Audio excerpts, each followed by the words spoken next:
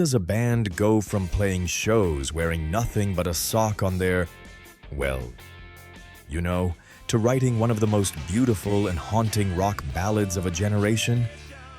For the Red Hot Chili Peppers, that contradiction isn't just a part of their story, it is their story. It's a 40-year saga of brotherhood, addiction, death, and rebirth, all fueled by a relentless creative fire. This is how four misfits from the punk clubs of LA survived tragedy, turmoil, and themselves to become funk rock legends. Section 1. The Fairfax High Misfits and a Tragic Beginning. Our story starts not in a recording studio, but in the halls of Fairfax High School in Los Angeles back in the late 1970s. This is where a trio of outcasts found their crew. A hyperactive trumpet-playing kid named Michael Balzery, who you know as Flea, a charismatic, poetry-writing frontman named Anthony Kiedis, and a thoughtful, Israeli-born guitarist named Hillel Slovak. Along with their buddy and drummer Jack Irons, they were a tight-knit group, bonded by a shared love for punk rock and a healthy dose of rebellion. Music was the glue that held them together. Hillel, who was the most skilled musician in the group, convinced Flea, a jazz-obsessed trumpet nerd, to pick up the bass. The chemistry was instant, almost telepathic. In 1982, just for a laugh, they booked a one-off gig under the ridiculous name Tony Flo and the miraculously majestic Masters of Mayhem. They hit the stage at a tiny Hollywood club where Kiedis just improvised lyrics over a wild funk-punk jam. The crowd was only about 30 people, but the energy was electric. They knew they'd stumbled onto something special. Soon after, they renamed themselves the Red Hot Chili Peppers. But their path had an immediate roadblock. Hillel and Jack were already committed to another band, What Is This?, which had just landed a record deal. Thinking it was the more serious project, they stuck with it, forcing Kiedis and Flea to find a new guitarist and drummer for their 1984 debut album. That album, produced by Andy Gill of Gang of Four, was a commercial flop. The band felt the production was way too polished and sanitized, killing the raw energy they were famous for. But the universe course-corrected. Hillel got tired of his other band and, along with Jack, rejoined the Chili Peppers for 1985's Freaky Styley. Produced by the absolute master of funk, George Clinton, the album was a much truer look at their sound. A chaotic mix of punk, funk, and psychedelic vibes. Their third album, 1987's The Uplift Mofo Party Plan, was the first and only one to feature all four founding members, and it finally got them onto the Billboard 200 chart. They were building a cult following with their wild Anything Goes live shows, which sometimes, famously, involved performing with little more than a strategically placed sock. But behind the scenes, a dark shadow was growing. Both Kiedis and Slovak were struggling with heroin addiction. The very thing that fueled the pain in their music was now threatening to destroy them. On June 25, 1988, just as they were about to break through, tragedy struck. Hillel Slovak died of a heroin overdose. He was only 26. The band was shattered. A heartbroken Jack Irons quit, saying he couldn't be in a band where his friends were dying. It looked like the Red Hot Chili Peppers were over before they'd even really begun. Quick break to remind you to subscribe and to like the video so it can reach more audience. Thank you. Section 2. The First Rebirth and a Haunted Masterpiece. In the crushing aftermath of Hillel's death, Kiedis ran away to Mexico before finally checking himself into rehab, forced to face his own grief and mortality. The band was falling apart, but the bond between Kiedis and Flea was too strong to let the dream die. They decided to keep going, to honor Hillel by pushing forward with the music he helped create. First, they found Chad Smith, a powerhouse drummer from Michigan. He looked like he belonged in a hair metal band, but he blew them away with his thunderous, funky grooves. Then, they found their new guitarist. John Frusciante was an 18-year-old superfan. a quiet, ridiculously talented kid who worshipped Hillel Slovak's playing. He joined the band in 1988, and his more melodic, textured style would completely change their sound. This new lineup clicked almost instantly. Their 1989 album, Mother's Milk, was a raw explosion of grief and rebirth. It had a blistering cover of Stevie Wonder's Higher Ground and the tribute to Hillel, Knock Me Down. The album went gold, and suddenly the Chili Peppers were bigger than ever, but that was just the warm-up. For their next album, producer Rick Rubin had an idea. He moved the band into a huge, sprawling mansion in Laurel Canyon that was supposedly haunted. For over 30 days, the four of them did nothing but live and breathe music inside those walls. Chad Smith was so freaked out by the ghost stories that he refused to sleep there, commuting by motorcycle every day. But for the others, the isolation and the strange energy of the house became a creative pressure cooker. The result was 1991's Blood Sugar Sex Magik.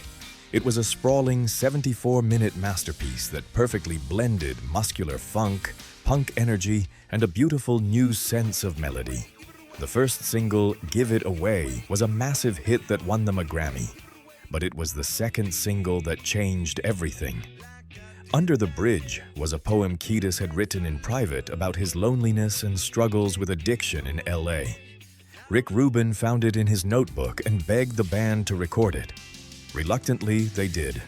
The song became a global phenomenon, a ballad that showed a shocking new emotional depth.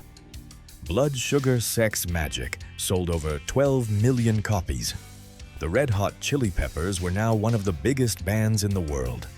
The band had reached the stratosphere, but as their story shows, chaos is always lurking right around the corner. The intense pressure of sudden fame would soon trigger another devastating fall. Fame was a drug, and for John Frusciante, it was a very bad trip. The shy 22-year-old who just wanted to play his guitar was now a global rock star, and he absolutely hated it. He felt the band was losing its soul and the intimate connection with the audience that he loved. Tensions grew, especially between him and Kiedis. The conflict famously boiled over during a 1992 performance on Saturday Night Live, where Frusciante seemed to deliberately sabotage Under the Bridge, playing off-key and out of time. The breaking point came in May 1992 during the tour in Japan. Right before a show, Frusciante just announced he was quitting. He flew back to LA the next morning, leaving the band completely stunned and forced to cancel the rest of their tour. Back in California, John made a choice to just disappear. He dove headfirst into the severe heroin addiction that had been bubbling under the surface. He became a recluse in his Hollywood Hills home as his life completely spiraled. For years, he was like a ghost, only releasing 2 strange, experimental solo albums to get drug money. A 1996 article described him as a skeleton covered in thin skin, his body horrifically scarred. He almost died from a blood infection. He had lost everything: his health, his money, and his connection to reality. Meanwhile, the Chili Peppers were lost at sea. They brought in the incredible guitarist Dave Navarro from Jane's Addiction. He was a brilliant musician, but his darker, metallic style never really meshed with the band's funky, improvisational heart. Their 1995 album, One Hot Minute, sold well, but is seen as an outlier, a dark and heavy record made while Kiedis had relapsed. The chemistry just wasn't there. After one album and a rocky tour, Navarro was out. The Red Hot Chili Peppers were once again about to break up for good. Just as the band hit rock bottom, so did John Frusciante. In January 1998, his friends convinced him to check into a rehab clinic. The road to recovery was brutal. He needed massive dental surgery to replace his rotten teeth and skin grafts to repair his arms. He was a man coming back from the brink of death. It was Flea who made the first move. He visited John in rehab, and as he saw his old friend slowly coming back to life, he had a crazy idea. He went to Kiedis and Smith and said, "Let's ask John to rejoin the band." With the band directionless and Frusciante finally clean, it felt like fate. In the spring of 1998, the four of them jammed in Flea's garage for the first time in 6 years. The old anger was gone. The magic was back, instantly. Humbled and reborn, Frusciante approached the guitar with a totally new perspective. This newfound simplicity, combined with everything they had all been through, became the foundation of their next album. Returning to producer Rick Rubin, they created Californication. Released in 1999, the album was a global phenomenon. It was a stunning comeback, a work of mature, melodic, and deeply emotional rock music. Selling over 16 million copies, it became their biggest album ever. Songs like the Grammy-winning Scar Tissue, Other Side, and the title track were everywhere. They weren't just the court jesters of funk punk anymore. They were now elder statesmen of rock, writing with a depth that connected with millions. The 2000s cemented their legendary status. They followed up with the lush, layered By the Way in 2002 and the epic double album Stadium Arcadium in 2006, which landed them their first ever #1 album in the US and a pile of new Grammys. In 2012, they were inducted into the Rock and Roll Hall of Fame. The story of the Red Hot Chili Peppers is a cycle of chaos and creation. And, true to form, the stability didn't last forever. John Frusciante left the band again peacefully in 2009 to focus on his solo work, only to return for a third time in 2019.